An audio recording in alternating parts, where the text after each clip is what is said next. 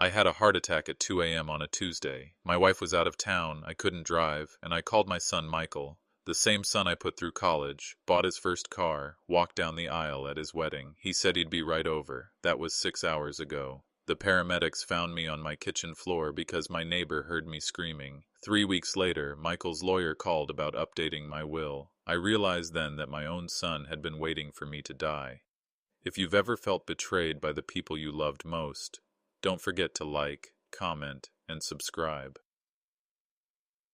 I had a heart attack at 2 a.m. on a Tuesday. My wife was out of town, I couldn't drive, and I called my son Michael, the same son I put through college, bought his first car, walked down the aisle at his wedding. He said he'd be right over. That was 6 hours ago.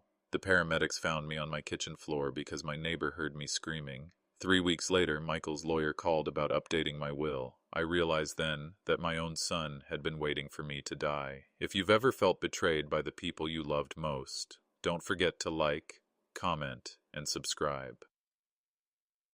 My name is David. I'm 67 years old, and until that night, I thought I knew my son. The pain started around midnight. Not the sharp movie-style chest pain you see on television. This was different. It felt like someone was slowly tightening a belt around my ribs, making it harder and harder to breathe. I sat on the edge of my bed for 20 minutes, telling myself it was probably just heartburn from dinner, but deep down, I knew.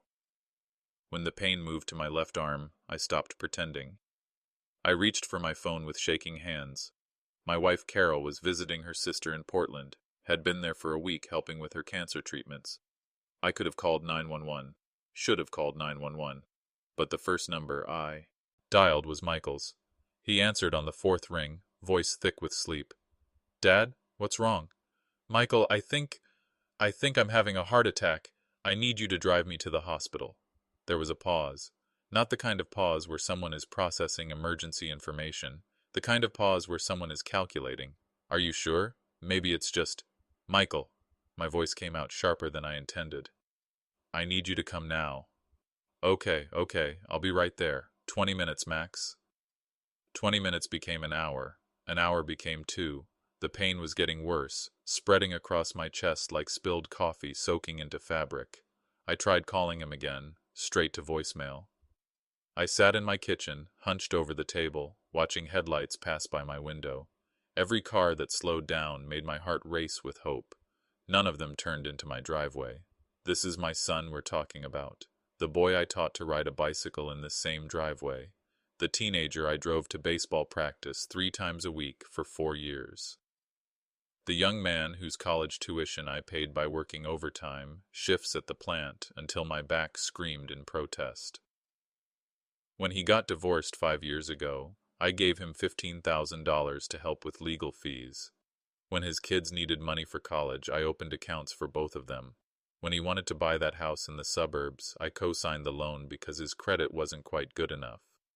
I never asked for anything back. Not the money, not the time, not even a thank you. All I ever wanted was to know that if I needed him, he'd be there. At 4 a.m., I called Mrs. Patterson next door. She's 82 and has more reliable response time than my own son. "David, what's happening?" "I think I'm having a heart attack. Can you call an ambulance?" She was at my door in her robe and slippers before I finished the sentence. The paramedics arrived 8 minutes later. Young men, probably close to Michael's age. They worked with quiet efficiency, asking questions I struggled to answer through the tightness in my chest. "Who's your emergency contact, sir?" I gave them Michael's number. They tried calling while they loaded me onto the stretcher. No answer. "Is there anyone else?" Anyone else. The question hung in the air like smoke. My wife was 1,000 miles away. My brother lives in Arizona. My closest friends are all dealing with their own health problems or have passed away. "No," I whispered. Just my son." The ambulance ride was the longest 20 minutes of my life, not because of the physical pain, though that was considerable, but because I kept expecting my phone to ring, kept thinking Michael would call back, panicked and apologetic, meeting us at the hospital with that worried expression he used to get as a child when he thought he was in trouble. The phone never rang. At the emergency room, they wheeled me through automatic doors that seemed to close with too much finality. A nurse with kind eyes and graying hair took down my information. Emergency contact? I gave her Michael's name and number again.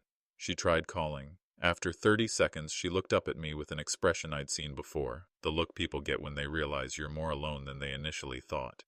"We'll keep trying," she said gently. But I already knew. In that sterile room, surrounded by strangers who were showing me more concern than my own son, I understood something that I'd been avoiding for months, maybe years. Michael wasn't coming. The cardiologist was a woman about my age, Dr. Martinez. She explained that I'd had what they call a mild heart attack, as if there's anything mild about your body betraying you in the middle of the night. She talked about arterial blockage, medication changes, lifestyle adjustments. I nodded and tried to focus, but part of me was still listening for footsteps in the hallway, still expecting to see Michael's face appear in the doorway. "You're lucky," Dr. Martinez said. "The damage is minimal. You should make a full recovery with proper care and rest." Lucky. I almost laughed. Lucky to survive a heart attack alone. Lucky to discover that the person I trusted most in the world couldn't be bothered to answer a call from his dying father. They kept me overnight for observation. The bed was narrow and uncomfortable, the sounds of the hospital unfamiliar and unsettling. Every time someone walked past my room, I looked up hopefully. Every time it was a stranger. At 7 a.m., a different nurse brought me breakfast and asked if anyone was coming to pick me up. "My son should be here soon," I said, the lie coming easily. I'd been telling myself the same lie for hours. But as the morning stretched on, and visiting hours began, and other patients received flowers and concerned relatives, I sat alone by the window watching the parking lot. That's when I started to understand that this wasn't just about one missed phone call. This was about who my son had become, and who I had been too afraid to see. The boy I raised wouldn't have left me on a kitchen floor at 2 a.m. The young man I supported through every crisis wouldn't have ignored an emergency call. The father of my grandchildren, the man I walked down the aisle, the person I thought I knew better than anyone in the world. That person was gone. Or maybe he'd never existed at all. Maybe I'd been loving a version of Michael that I'd created in my own mind. The grateful son, the caring adult child, the man who would drop everything to help his father in a crisis. Maybe the real Michael, the one who could sleep through his father's heart attack and not even have the courtesy to call back, had been there all along. I just hadn't wanted to see him. The discharge papers felt heavy in my hands. Instructions for medications, follow-up appointments, warning signs to watch for. All of it addressed to me alone, as if the system had already figured out what took me 8 hours to understand. I was going home to an empty house, to recover from a heart attack by myself, because the person I thought would care for me had already shown me exactly how much I mattered to him. And the worst part? I was still making excuses for him, still telling myself there must be an explanation, still hoping he'd call. Michael finally showed up at the hospital 18 hours later with a Starbucks coffee and an explanation about his phone being on silent. I was sitting in the discharge waiting area, already dressed, my medication instructions folded in my pocket. When I saw him walking through the automatic doors, my first emotion wasn't relief, it was embarrassment. Embarrassment that the nurses had seen me wait alone all night. Embarrassment that I'd told them he was coming for hours before he actually appeared. Embarrassment that I was 67 years old and still desperately hoping for my son's approval. "Dad!" He walked toward me with arms slightly outstretched, as if preparing for an embrace, but something in his body language was off. This wasn't the rushed, panicked movement of someone who'd just learned their father nearly died. This was the controlled urgency of someone who'd rehearsed their entrance. "Michael." I stood up slowly, still feeling the soreness in my chest. "You're here." "I came as soon as I got your message. My phone was on silent. You know how Sarah gets about work calls during the night. I didn't see it until this morning." He was lying. I could see it in the way he wouldn't quite meet my eyes, the way his explanation came out too practiced, too complete. I'd taught him to tell the truth as a child, and I recognized the signs of deception that apparently I'd failed to teach him to hide. But what hurt more than the lie was how little effort he'd put into making it believable. As if he didn't think I deserved a good lie. As if any excuse would do for a father who'd waited alone on the night he thought he was dying. "How are you feeling?" He sat down in the chair next to mine. but not close enough that our shoulders would touch. "You look good. Better than I expected." Better than he expected. The words rolled around in my mind like marbles in a jar. What had he expected? What had he hoped for? "The doctor says I'll be fine. Full recovery, as long as I take care of myself." "That's great news." He pulled out his phone, checked the screen, then put it back in his pocket. "So, what exactly happened?" I watched his face as I explained. The pain, the fear, the call for help. His expression remained neutral, concerned in the way you might be concerned about a coworker's medical issue. Interested but not invested. Sympathetic but not affected. This wasn't the face of a son who'd almost lost his father. This was the face of someone going through the motions. "That must have been scary," he said when I finished. "But you handled it well. Good thing you called the paramedics." "I called you first." "Right, yes. I wish I'd heard the phone. I would have come immediately." Another lie, but this one was gentler, more reflexive. The kind of lie we tell to smooth over uncomfortable truths, to maintain the pretense that we're the people we think we should be. I wanted to challenge him, wanted to ask why his phone was on silent when he knew his wife was out of town and he was my only emergency contact. Wanted to know why he hadn't called back when he saw the missed calls, why he'd waited until a socially acceptable hour to check on his father who'd been hospitalized with chest pains. Instead, I said, "It's okay, you're here now," because that's what I'd been doing for years apparently, making it easy for him to disappoint me, accepting his excuses before he even had to make them, protecting him from the consequences of his own indifference. A nurse approached with a wheelchair. "Ready to go home, Mr. Patterson?" "I can walk," I started to say, but Michael was already standing. "We'll take the chair, thanks." He looked at his watch. "Dad, I hate to rush, but I've got a conference call at 2. Work thing that's been on the calendar for weeks. Can't really reschedule." 37 minutes. That's how long he'd been there. I knew because I'd been checking the clock on the wall, counting down the time until he'd find an excuse to leave. A conference call that was more important than his father's first day home from the hospital. A work thing that couldn't be rescheduled, though somehow he'd been able to schedule his concern for my health around his business meetings. "Of course," I said. "I understand." But I didn't understand. I didn't understand how the boy who used to climb into my lap when he was sad had grown into a man who checked his phone twice during a 37-minute hospital visit. I didn't understand how someone I'd loved unconditionally for 34 years could treat my heart attack like an inconvenience to his schedule. The wheelchair ride to his car was quiet. He pushed me with the mechanical efficiency of someone fulfilling an obligation. When we reached his BMW, the car I'd helped him buy by lending him money for the down payment, he helped me into the passenger seat with the careful attention you'd give to a fragile package. "Comfortable?" he asked. I nodded, though comfortable was the last thing I felt. The leather seat was too soft, too low. I felt vulnerable and small, like a child being driven by a stranger. The drive to my house took 12 minutes. He spent 10 of those on a hands-free phone call about quarterly reports and market projections. I listened to him discuss numbers and deadlines with more passion than he'd shown discussing my survival. When we pulled into my driveway, he helped me out of the car and walked me to the front door, one hand hovering near my elbow as if I might collapse at any moment. "You sure you're okay to be alone?" he asked as I fumbled with my keys. "I could call Sarah, see if she can check on you later." Sarah, his wife who'd been increasingly cold to me over the past year, who'd started conversations by asking about my health in the tone people usually reserve for discussing the weather, who'd suggested, not subtly, that maybe I should consider moving to a senior living community so I wouldn't be isolated anymore. "I'll be fine," I said. "Carol will be home tomorrow." "Good, that's good."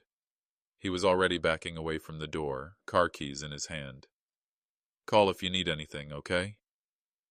Call if you need anything, the same thing he'd said when his mother died 3 years ago, the same thing he'd said when I told him about my diagnosis of diabetes, empty words that sound caring but come with an unspoken expiration date.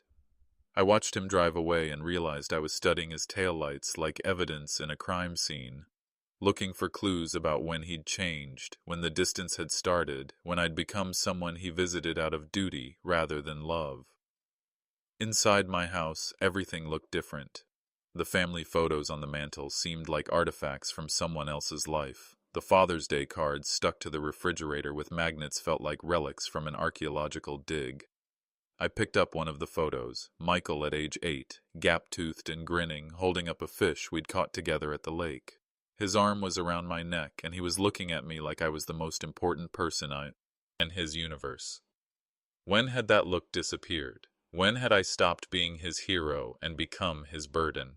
I set the photo down and noticed something I'd missed before. In all the recent pictures, the ones from holidays and birthdays over the past few years, Michael's smile never quite reached his eyes when he was looking at me. His body language was subtly turned away, as if he was already planning his exit. The signs had been there. I just hadn't wanted to see them. The missed birthday calls that he'd explain away with work stress. The canceled dinners because of last-minute conflicts. The way he'd grown uncomfortable when I told stories about his childhood, as if my memories of loving him embarrassed him. Sarah's increasingly obvious hints that I should consider my options for the future. Her comments about how difficult it must be for me to maintain such a big house alone. Her suggestion that maybe I'd be happier somewhere with people my own age. I dismissed it all as the normal challenges of busy adult lives. But sitting alone in my living room, chest still aching from the heart attack my son couldn't be bothered to respond to, I started to see a different pattern. This wasn't about busy schedules or generational differences. This was about a son who'd grown tired of having a father, a man who saw my continued existence as an inconvenience to his own life. And the most painful part? I was still making excuses for him, still telling myself that maybe his phone really was on silent, maybe the conference call really couldn't be rescheduled, maybe he really did care, he just wasn't good at showing it. But deep down, in a place I didn't want to examine too closely, I was starting to understand the truth. My son was waiting for me to die, not actively, not maliciously, but with the patient indifference of someone waiting for an obligation to end. And I'd been making it easier for him by pretending not to notice. Coming home from the hospital to an empty house fee. L's different when you realize nobody's coming to check on you. Every creak of the floorboard sounds amplified. Every shadow in the corner looks like a threat. Every twinge in your chest makes you wonder if this is how it ends, alone, on a Tuesday afternoon, with nobody to find you until the mail starts piling up. Carol wouldn't be back from Portland for another 3 days. Her sister's cancer treatments were more complicated than expected, and I couldn't bring myself to ask her to come home early, not when she'd already been torn between taking care of her sister and worrying about me from a distance. So I sat in my recliner, surrounded by pill bottles and dietary restriction pamphlets, listening to the house settle around me like an old dog finding a comfortable position to sleep. The medication schedule was complex. Heart pills twice a day, blood thinners with meals, something for cholesterol that had to be taken at bedtime. I'd written it all down on a piece of paper that I kept folded in my shirt pocket, checking it every few hours like a prayer card. But the medications were nothing compared to the fear. Every time my chest tightened, every time I felt short of breath, every time my heart skipped what felt like an irregular beat, I wondered if this was it.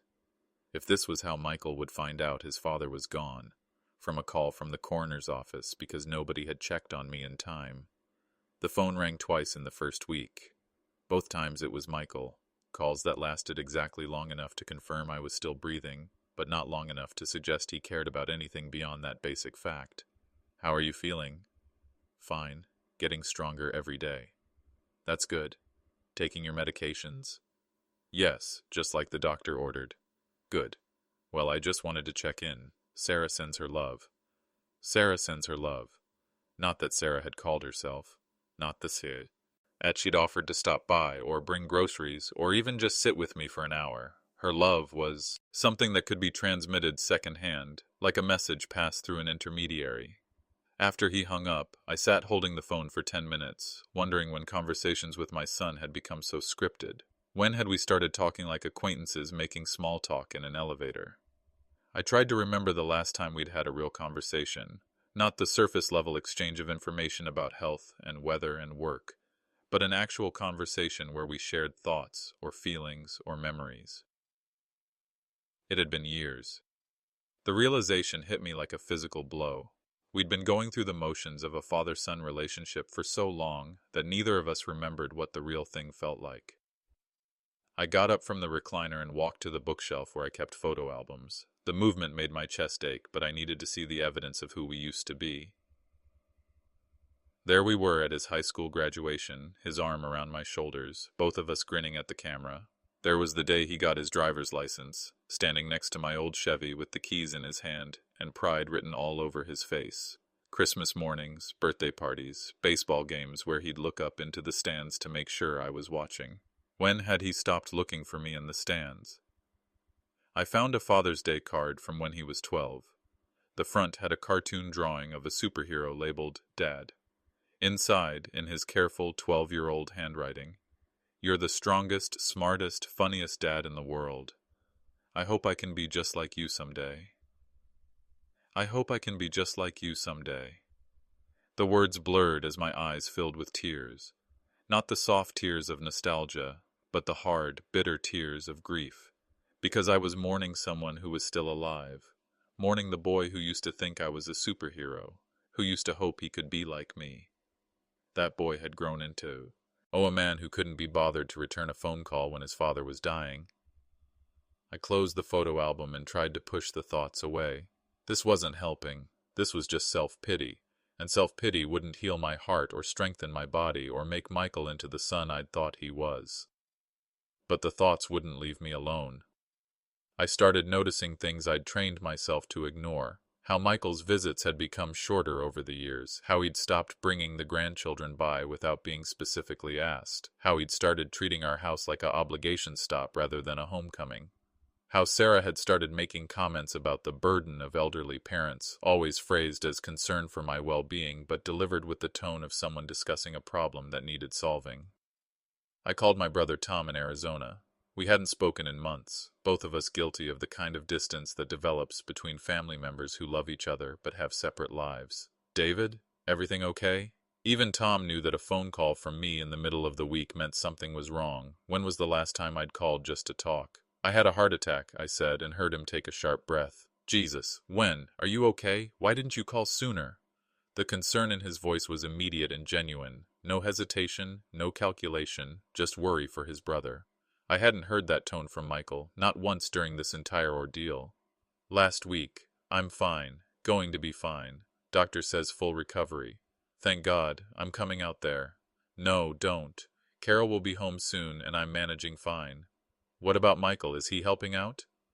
The question hung in the air like smoke. Tom and Michael had never been particularly close. Tom lived too far away and visited too rarely for much of a relationship to develop, but Tom knew how much Michael meant. To me, how proud I'd always been of my son. "He's been helpful," I said, the lie coming easier than the truth. "Good. That's what family's for." That's what family's for. The simple statement felt like an indictment. Because if that's what family was for, what did it mean that my family wasn't there? After I hung up with Tom, I sat in the gathering dusk, thinking about the difference between how he'd responded to news of my heart attack and how Michael had responded. Tom was ready to drop everything and fly across the country to help. Michael couldn't even stay awake to answer his phone. The house felt emptier than ever. Not just because Carol wasn't there, but because I was finally understanding how alone I'd been for a long time. How I'd been confusing the appearance of family with the reality of family. How I'd been accepting scraps of attention and calling it love. That night, I had trouble sleeping, not because of chest pain or medication side effects, but because I kept thinking about the future, about getting older in a house that felt too big for one person, about medical emergencies that might be more serious than this one, about the growing certainty that when the next crisis came, I'd be facing it alone. Not because I didn't have a son, but because I had a son who'd already decided that caring for an aging father wasn't part of his life plan. And the most heartbreaking part was that I was still hoping I was wrong, still telling myself that maybe things would change, maybe this crisis would wake him up to what was important, maybe he'd realize what he was losing before it was too late. But hope, I was learning, could be just another form of self-deception, and I was getting too old to lie to myself about the people who were supposed to love me. Chapter 4. Signs I Should Have Seen. The Father's Day cards were still in the kitchen drawer where I'd kept them for 23 years. Every crayon drawing, every construction paper craft, every carefully written note from elementary school through high school. I pulled them out 3 days after coming home from the hospital, spreading them across the kitchen table like evidence in a case I was finally ready to solve. "You're the best dad in the whole world," written in red crayon when he was 7. "Thanks for teaching me to ride my bike and not getting mad when I crashed into the garage," from age 9. "I'm proud to be your son," in his careful teenager handwriting. Each card felt like a letter from the dead, not because Michael was gone, but because the boy who'd written these words had died somewhere along the way, replaced by a stranger who looked like my son but felt nothing like him. I sat there surrounded by evidence of love that used to exist, trying to pinpoint when it had started to fade, when the genuine affection had been replaced by obligation, when I'd become someone he tolerated instead of someone he treasured. The signs had been there, I just hadn't wanted to see them. It started about 2 years ago, when Sarah began making comments about older people and their health drama. Not directed at me specifically, but delivered in my presence with enough emphasis to make her point clear. "My Aunt Dorothy is driving everyone crazy with her doctor appointments and medication complaints," she'd said during one Sunday dinner. "It's like some seniors get addicted to being sick. They use it for attention." Michael had nodded along, not defending me when Sarah's eyes flickered in my direction, not pointing out that I rarely complained about my arthritis or diabetes or the dozen other small ailments that come with being in your 60s. I should have said something, should have called out the passive aggression for what it was. Instead, I'd laughed uncomfortably and changed the subject, teaching them that I could be insulted in my own home without consequence. Then there was Michael. As increasing interest in my finances over the past year, questions that he framed as concern, but felt more like an audit. "Dad, are you sure you're managing your money okay? This house is expensive to maintain. Have you thought about what happens to your assets if something happens to you?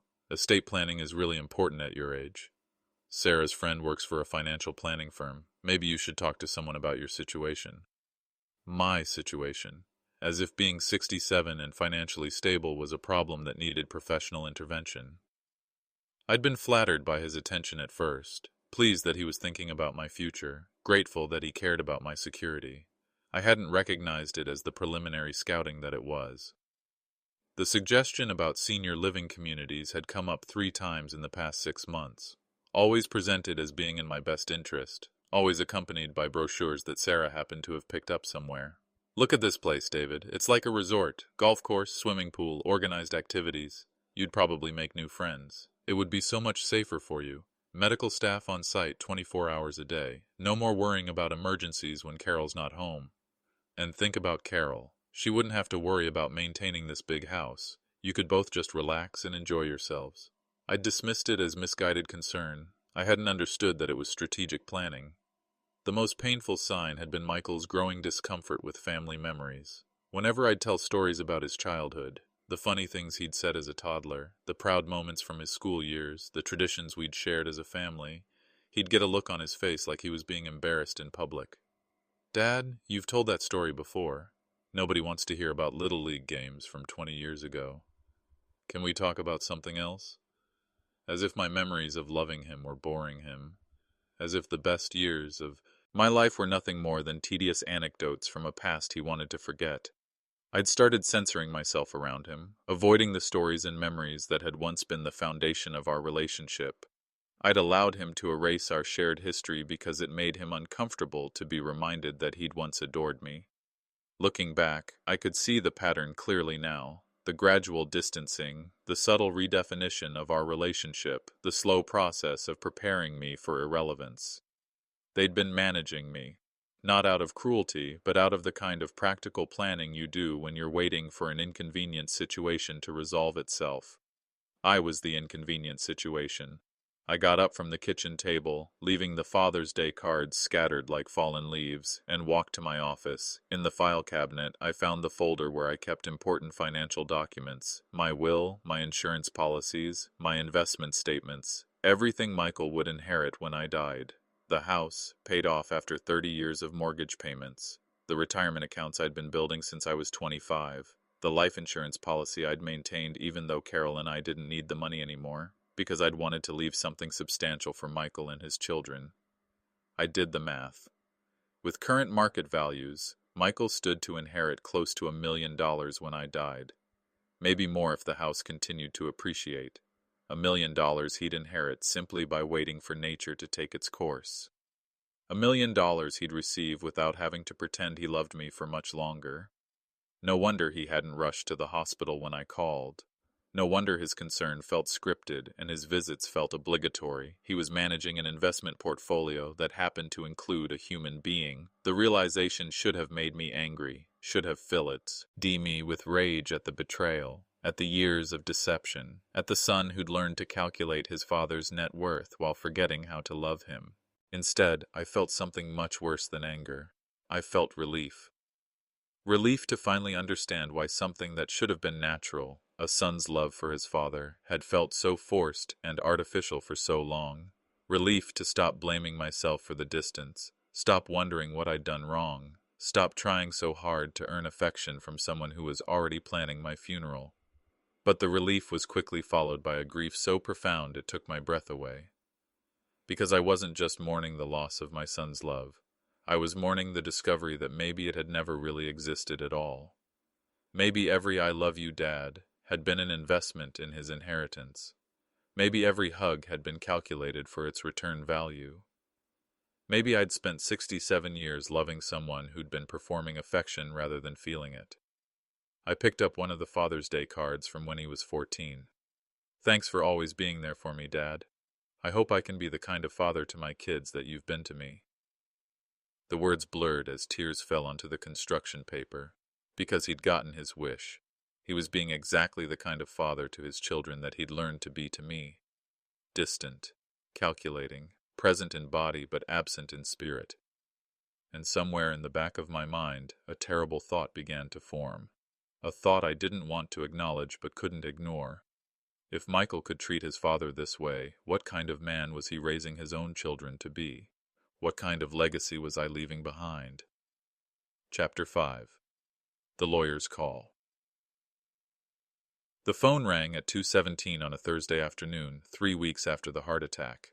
I was sitting in my office sorting through old tax returns, the kind of busy work you do when you're avoiding bigger thoughts. Carol had been home for 5 days, and having her there had restored some normalcy to the house, but it hadn't changed the hollow feeling in my chest that had nothing to do with cardiac damage. The voice on the other end was professional, polished, the kind of smooth baritone that probably cost $300 an hour. "Mr. Patterson, this is Richard Hayes from Hayes, Morrison Associates. I'm an estate planning attorney here in town." I didn't recognize the name, but something in his tone made me sit up straighter. This wasn't a cold call or a sales pitch. This was the voice of someone who already knew something about me. "I'm calling on behalf of your son, Michael Patterson. He's asked me to reach out to you about updating your estate documents to reflect your recent health concerns." The words hit me like cold water. Your son, Michael Patterson. Not a potential client or someone who referred you my way. This lawyer knew exactly who Michael was and exactly why he was calling. "I'm sorry," I said, though I wasn't sorry at all. I was becoming very, very alert. "Michael asked you to call me?" "That's correct. He's explained that you recently experienced a cardiac event, and he's concerned about ensuring your wishes are properly documented and your assets properly protected." Properly protected. From what? From whom? I was 67, not 97. I wasn't showing signs of dementia or incompetence. I was recovering from a heart attack that the doctor said would have no lasting impact on my mental faculties. "Mr. Hayes, I haven't spoken to Michael about estate planning recently. In fact, I'm not sure why he would be discussing my personal financial matters with an attorney without talking to me first." There was a pause. The kind of pause lawyers make when they realize they've stepped into something more complicated than they expected. "Oh, I see. Perhaps there's been some miscommunication. Michael indicated that you'd discussed updating your will and that you were interested in professional assistance with the process." Another lie. Michael and I hadn't discussed updating my will or any aspect of estate planning during any of our recent conversations. Our talks had been limited to surface-level check-ins about my health and his work schedule. How long have you and Michael been in communication about this? Another pause, longer this time. We've been in preliminary discussions for several months. He reached out initially to discuss general estate planning strategies for aging parents. He was being proactive about family financial planning. Several months, while I was worried about being a burden to my son, he was having preliminary discussions with estate planning attorneys. While I was grateful for his calls and visits, he was researching how to properly protect my assets. Mr. Hayes, I'm going to need some clarification here. What exactly has Michael told you about my situation? Well, he's shared that you're living alone in a large house that's becoming difficult to maintain. He's mentioned some concerns about your ability to manage your finances as you age, and of course, the recent heart attack has raised questions about your long-term care needs. Each word felt like a small betrayal. Michael had been painting a picture of me as an elderly man in decline, someone who needed professional intervention to protect him from his own poor judgment. He'd been building a case for why my estate needed to be properly managed, presumably by him. Has Michael provided you with any specific information about my assets? He's given me a general overview, yes. The house, your retirement accounts, some investment properties. He wanted to ensure we could provide comprehensive advice about tax implications and asset protection strategies. Investment properties. I owned one small rental duplex that I'd bought 15 years ago as a supplement to my retirement income. Michael knew about it because he'd helped me with some repairs a few years back. But the fact that he'd discussed my entire financial portfolio with a lawyer I'd never met felt like a violation I couldn't quite define. Mr. Hayes, I appreciate your call, but I think there's been a misunderstanding. I haven't authorized anyone to discuss my financial affairs on my behalf, and I'm not currently interested in making changes to my estate planning. Of course. I completely understand. Perhaps we could schedule a brief consultation, just to review your current documents and ensure everything is in order. Michael is obviously concerned about your well-being, and these conversations can be quite helpful for family planning purposes. Family planning purposes. As if my death was a family event that required professional coordination. I'll think about it, I said, though I had no intention of thinking about it at all. Excellent. I'll let Michael know we've spoken. Please don't hesitate to call if you have any questions. After I hung up, I sat staring at the phone for a long time. Not because I was confused about what had just happened, but because I finally understood it with perfect, terrible clarity. Michael hadn't been worried about my health after the heart attack. He'd been worried about what would happen to his inheritance if I died without proper estate planning. He'd been calculating the tax implications of my death while I was still recovering from nearly dying. The timeline made it even worse. Several months meant this had been going on long before my heart attack. Michael had been researching estate planning strategies for aging parents while still pretending to be a loving son. He'd been preparing for my decline while I was still healthy and independent. I walked to the kitchen and found Carol making dinner, humming softly as she chopped vegetables for a salad. She oaked up when I entered, and her expression immediately shifted to concern. You look upset. What's wrong? I almost didn't tell her. Almost kept the betrayal to myself, the way I'd been keeping so many other small hurts and disappointments, but the weight of carrying this alone felt too heavy. Michael has been talking to an estate planning lawyer about my finances. For months, apparently. The lawyer just called to discuss updating my will. Carol set down her knife and turned to face me fully. What do you mean, talking to a lawyer? I explained the conversation, watching her face grow more troubled with each detail. When I finished, she was quiet for a long moment. David, that's not normal. Adult children don't hire lawyers to discuss their parents' estates without the parents' knowledge. I know. It sounds like he's treating your life like a business transaction. I know. She reached across the counter and took my hand. I'm so sorry. This must be devastating. And it was devastating, not just because Michael had betrayed my trust, but because he'd done it with such calculation. This wasn't an impulsive act or a momentary lapse in judgment. This was strategic planning that had been going on for months. While I'd been proud of my son's success, he'd been inventorying my assets. While I'd been grateful for his attention, he'd been researching the most efficient way to inherit my wealth. While I'd been loving him unconditionally, he'd been calculating the conditions under which he'd no longer have to pretend to love me back. The lawyer's call had pulled back a curtain I hadn't even known existed, revealing a son I didn't recognize and a relationship that had been built on lies I'd been too trusting to see. But more than that, it had shown me something about myself that I didn't like. For months, maybe years, I'd been making excuses for Michael's behavior because I couldn't bear to see him clearly. I'd been protecting myself from the truth by pretending the truth didn't exist. I'd been complicit in my own betrayal. That night, I couldn't sleep. Not because of chest pains or medication side effects, but because my mind was racing with questions I'd been avoiding for too long. How long had Michael been planning for my death? How many of our conversations had been reconnaissance missions? How many times had he calculated my net worth while sitting at my kitchen table?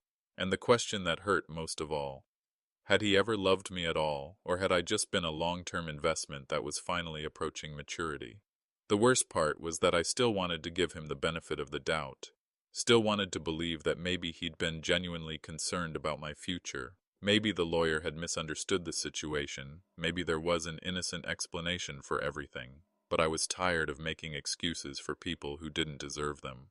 Tired of loving people more than they loved me. Tired of being naive about the capacity for betrayal in the human heart, even when that heart belonged to my own son. Richard Hayes had done me a favor by calling. He'd shown me exactly who Michael was when he thought I wasn't looking. Now I had to decide what to do with that knowledge. Chapter 6. Discovering the Plan. I mentioned to Michael that I'd like to have lunch with him the following Tuesday. Nothing dramatic, nothing that would make him suspicious, just a father asking to spend some time with his son. He suggested we meet at Brennan's, a restaurant downtown that I'd never heard of. When I looked it up online, I discovered Brennan's was 3 blocks from Hayes, Morrison Associates. That's when I knew this wasn't coincidence. This was coordination. I arrived at the restaurant 15 minutes early and chose a table near the window where I could watch the street. At exactly noon, I saw Michael walking down the sidewalk, but he wasn't coming from the direction of his office. He was coming from the direction of the law firm. He entered the restaurant with the kind of focused energy I hadn't seen from him in years. Not the distracted, checking his phone demeanor he usually brought to our visits, but the sharp attention of someone with an agenda. "Dad, you look great, really healthy."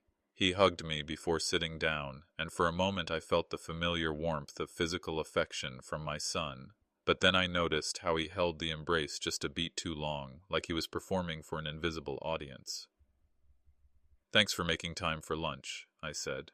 "I know how busy you are." "Never too busy for you." He smiled, and I found myself studying his face like a stranger's, looking for signs of deception. "How have you been feeling? Any chest pains? Shortness of breath?"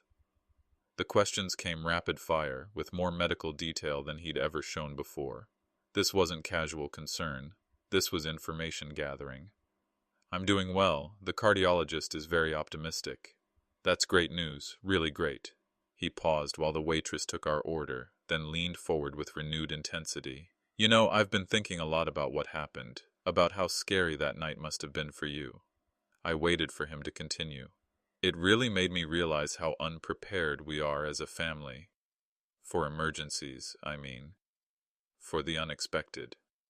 "Unprepared how?" "Well, what if something worse had happened? What if you'd been unconscious, or unable to make medical decisions?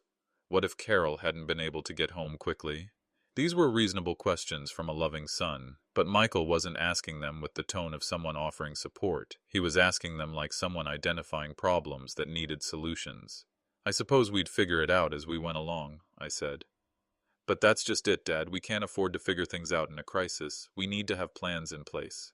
He pulled out his phone and opened what looked like a notes app. This conversation was important enough for him to take notes. "I've been doing some research about elder care planning. Did you know that most seniors don't have adequate legal protections in place for medical emergencies?" Elder care planning, most seniors. He was talking about me like I was a demographic rather than his father. "Sarah has been worried about you living alone in that big house," he continued. "She thinks it might be too much for you to manage, especially after the heart attack." Sarah again. Always Sarah's concern, never his own, as if he needed permission from his wife to care about his father's well-being. The house is fine, Michael. I'm fine. I know you think you are, but recovery from a heart attack can be complicated. Sometimes people don't realize how much their energy and capabilities have been affected. This was the same tone he'd used when he was 12 and trying to convince me he was mature enough to stay up past his bedtime. Reasonable, logical, carefully constructed to sound like he was looking out for my best interests. What are you suggesting? Just that maybe it's time to think about simplifying things, making some changes that would give you more security and give the family more peace of mind. The family, as if this were a group decision about my life. What kind of changes? He glanced at his phone, consulting his notes. Well, first we should probably look at your estate planning, make sure everything is properly organized and legally protected. I know someone who specializes in senior financial planning if you'd like to talk to him. Someone he knew.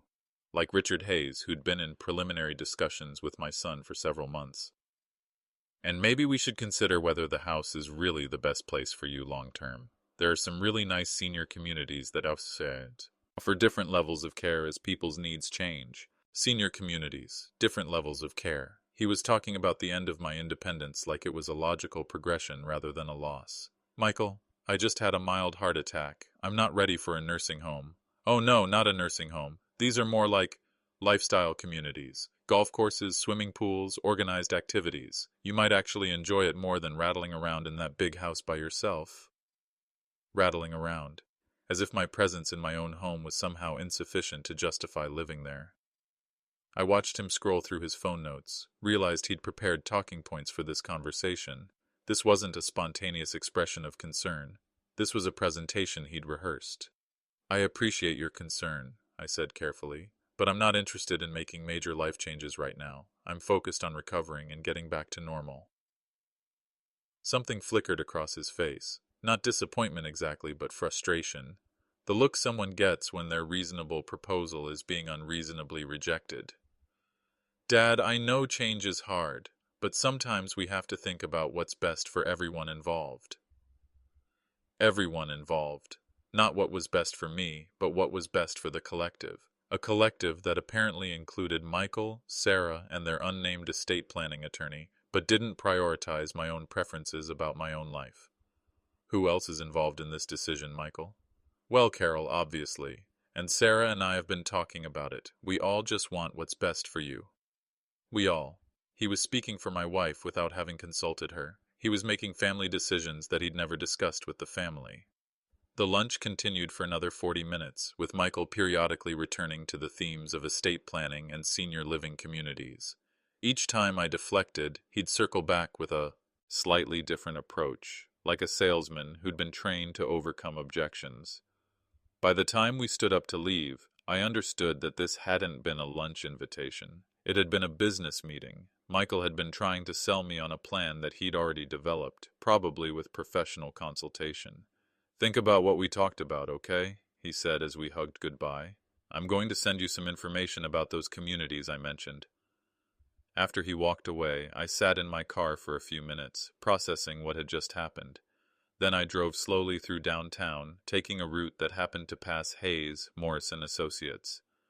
Michael's BMW was parked directly across from the law office.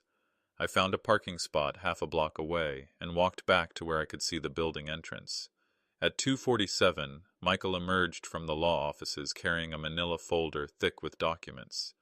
I watched him get in his car and drive away, and then I understood the final piece of the puzzle. The lunch had been a reconnaissance mission. Michael had been testing my receptivity to his plans, gathering information about my resistance to change, assessing how much persuasion would be required to get me to cooperate.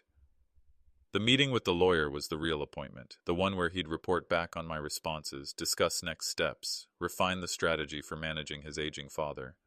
I drove home in a strange state of clarity, not angry exactly, though anger would come later, not even surprised, because deep down I'd known something was wrong for months. What I felt was the cold recognition that my son had been treating my life like a project that needed management. He'd been making decisions about my future with the same methodical approach he'd use for a business acquisition or a real estate transaction. The difference was that this transaction involves loved dismantling the life I'd built and loved, all so he could sleep better at night, knowing his inheritance was properly protected and his father was properly contained. When I got home, Carol was in the garden, deadheading roses. She looked up when she heard the car door and waved. "How was lunch?" I stood there looking at her, this woman who'd been my partner for 38 years, who'd never once suggested that my preferences about my own life were inconvenient for other people. "Educational," I said, and then I told her everything. Chapter 7. The Quiet Revolution. I made an appointment with Margaret Chen, an estate planning attorney whose office was on the opposite side of town from Richard Hayes. I told her receptionist that I needed to update my will after a recent health scare, and could I please have an appointment within the week. "Certainly, Mr. Patterson. Mrs. Chen has an opening Thursday at 10 a.m. Will that work for you?" It would work perfectly. Michael had mentioned another work conference that week, something that would keep him busy and distracted. Carol was having lunch with her book club. I'd have the morning to myself to do what I should have done years ago, take control of my own future. Margaret Chen was a woman about my age with silver hair and intelligent eyes behind wire-rimmed glasses. Her office was smaller than I'd expected, more personal. Instead of intimidating legal volumes lining the walls, she had photographs of her grandchildren and awards from community service organizations. "What can I help you with, Mr. Patterson?" I'd rehearsed this conversation in my mind, but sitting across from her, I found myself struggling with where to begin. I want to change my will, but it's complicated.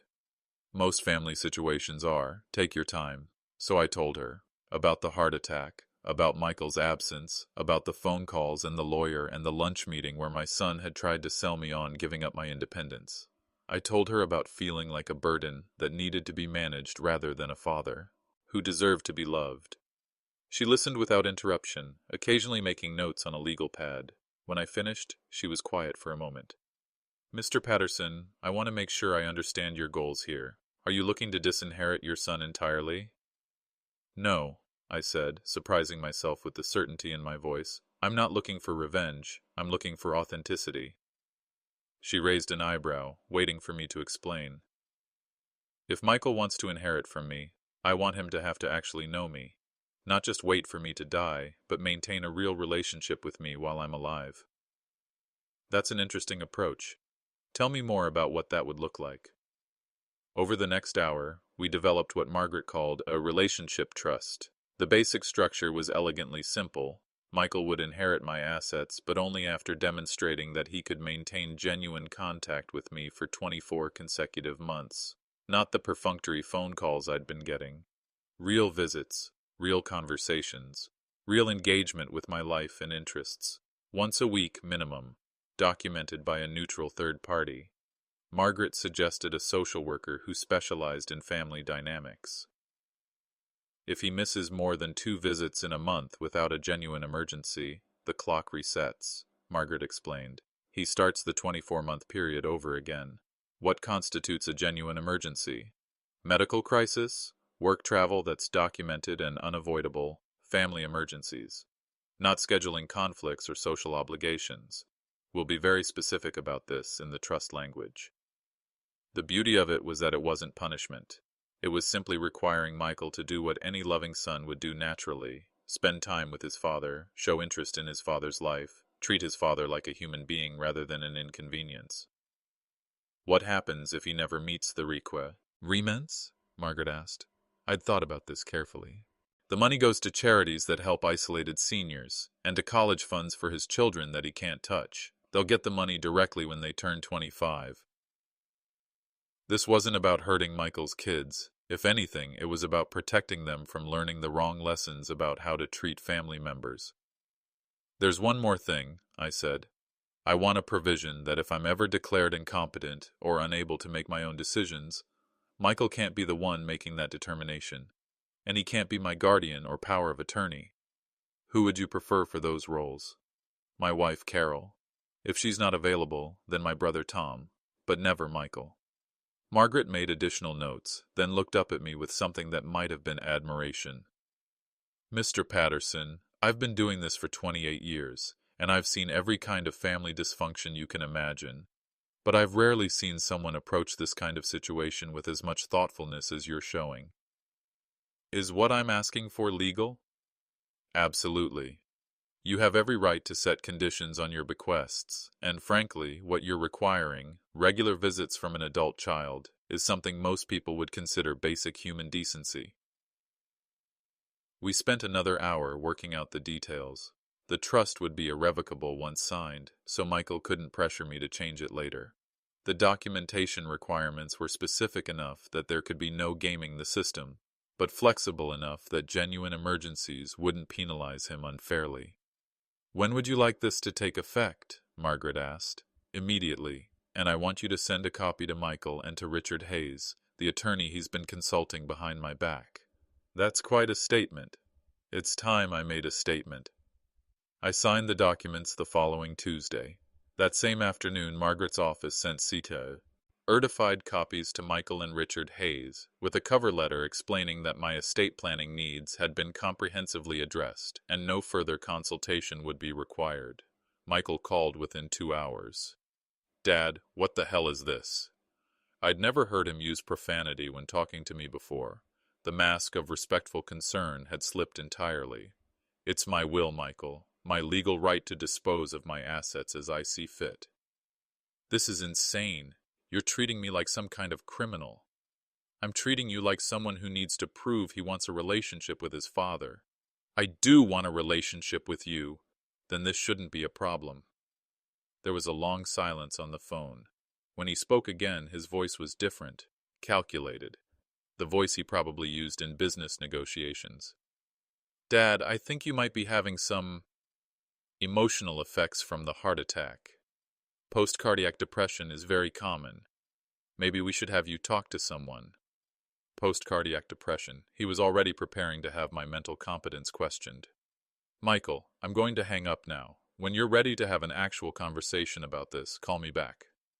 I hung up and sat in my kitchen, hands shaking slightly, not from fear or regret, but from the adrenaline of finally standing up for myself.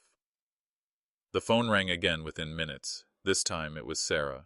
David, Michael told me about this ridiculous will you've written. You're putting your son in an impossible position. The only position I'm putting him in is having to act like he loves me if he wants to inherit from me. That's manipulation. Yes, I said quietly. It is. The same kind of manipulation you and Michael have been using on me for months, trying to get me to give up my house and my independence. The difference is that my manipulation requires him to actually spend time with me. She hung up without saying goodbye. That evening, Carol and I sat on the porch watching the sunset. I'd told her everything about the trust, about the requirements, about the phone calls. Are you sure about this? She asked. There's no going back once this becomes a battle. It became a battle the moment Michael started planning for my death with more enthusiasm than he showed for my life. She reached over and took my hand. I'm proud of you, she said. It takes courage to demand that people treat you with dignity. I should have demanded it years ago. You're demanding it now. That's what matters.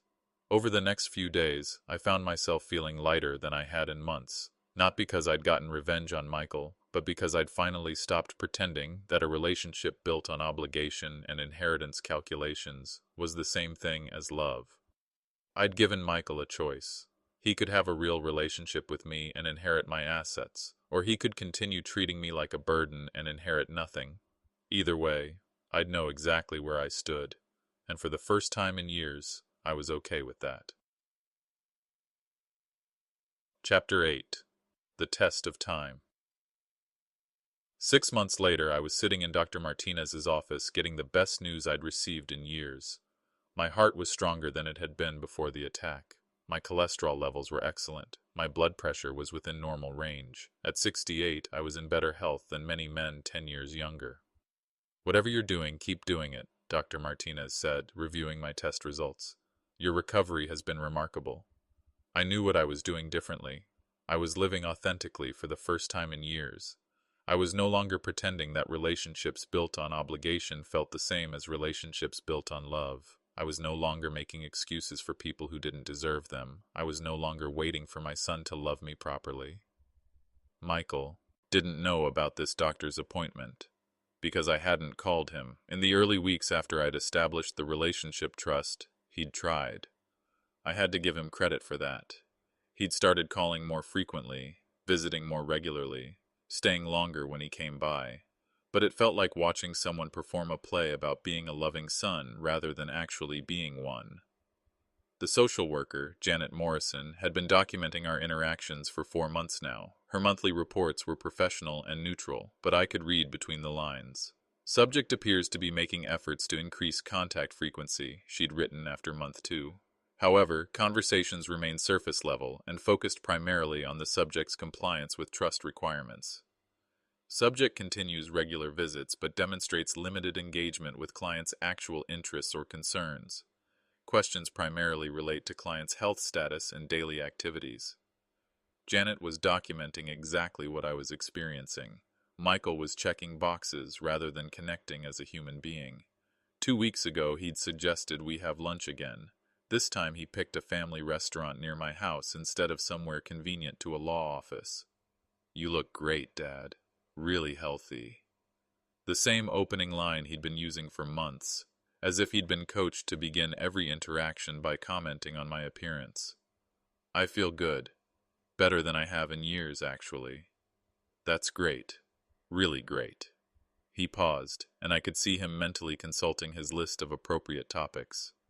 "So what have you been up to? Any new hobbies or activities?" It was a reasonable question, the kind of question a caring son might ask, but Michael asked it with the enthusiasm of someone reading from a script. "I've been volunteering at the literacy center downtown, teaching adults to read." "Oh, that. See, that's really nice." He had no follow-up questions, no interest in what the experience was like, what I'd learned from it, whether I was enjoying it. He'd fulfilled his obligation to ask about my activities, and now he could move on to the next item on his mental checklist.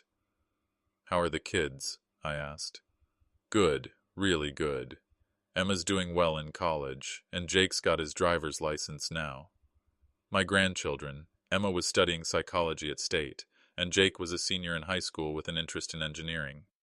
I knew these things not because Michael had told me, but because I'd started calling them directly. "I talked to Emma last week," I said. "She's thinking about graduate school." Michael looked surprised. "You talked to Emma?" "I call her every couple of weeks. She's a smart girl. We have interesting conversations." This was true. Emma had been delighted to hear from me regularly, and our conversations had revealed a young woman with curiosity and depth that reminded me of Michael at that age. She'd also casually mentioned that she hadn't seen much of her father lately because he was always busy with work or stressed about something he wouldn't discuss. "That's good," Michael said. "I'm glad you're staying in touch with them." But he looked uncomfortable rather than pleased, as if my independent relationship with his children was somehow problematic. The lunch continued for an hour, with Michael working through what was obviously a mental list of topics: my health, my activities, my plans for home maintenance, whether I needed help with anything. Every conversation we'd had for the past 4 months followed the same pattern. He was complying with the letter of the trust requirements while missing the spirit entirely. After lunch, I sat in my car watching him drive away, and I realized something profound had shifted in my thinking. 6 months ago, this performance of concern would have been enough. I would have been grateful for any attention from my son, even artificial attention. Now it just made me sad. Not angry, not hurt, but genuinely sad for the son who could only relate to his father through obligation and the father who'd waited 68 years to demand better. That afternoon, I called Margaret Chen. "How are you doing, Mr. Patterson? Any concerns about the trust?" "Actually, yes. I'm wondering if we can add a provision about authenticity." She laughed. "That's a difficult legal concept to define." "I know, but Michael is following the rules while missing the point. He's spending time with me, but he's not actually present.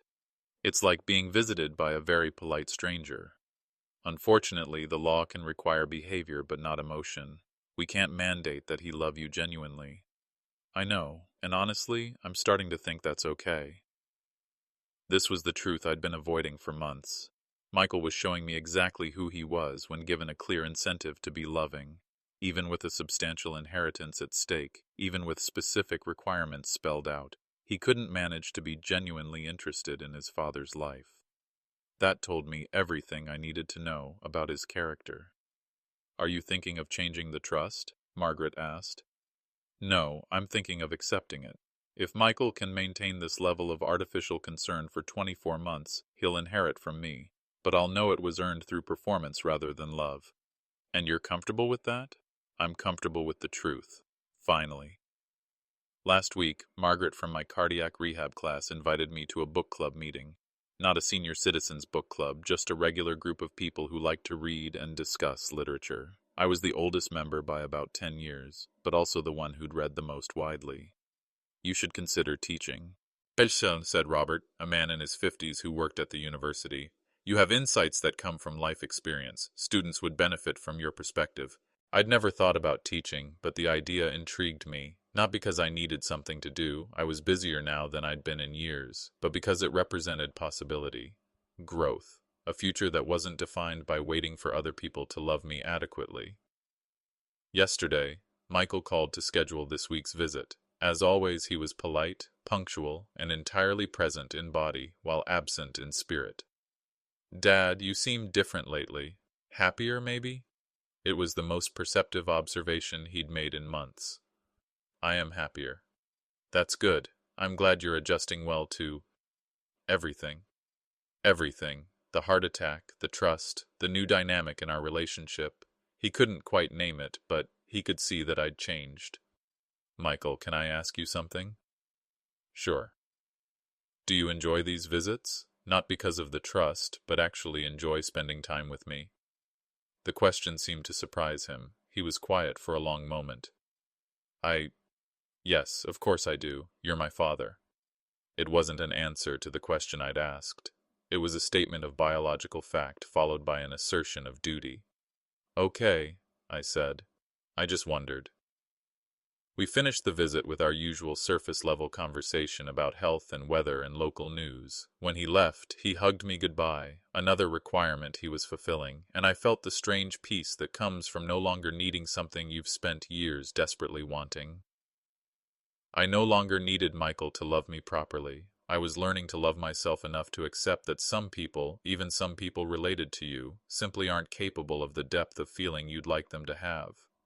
That didn't make me less worthy of love. It just made me more realistic about where to look for it. Tonight, Carol and I are having dinner with Margaret from rehab and her husband, Bill. Tomorrow, I'm reading to third graders at the elementary school. Next week, I start a creative writing class at the community college. Michael will visit sometime this week, fulfilling his obligation with the same mechanical precision he's shown for 6 months. He'll stay for exactly the right amount of time, ask exactly the right questions, and leave with the satisfaction of knowing he's 1 week closer to his inheritance. And I'll be 1 week closer to understanding that the most important relationship in my life, the one I have with myself, deserves the same authenticity I've been demanding from everyone else. For the first time in years, I'm not waiting for someone else to define my worth. I'm simply living it. The end.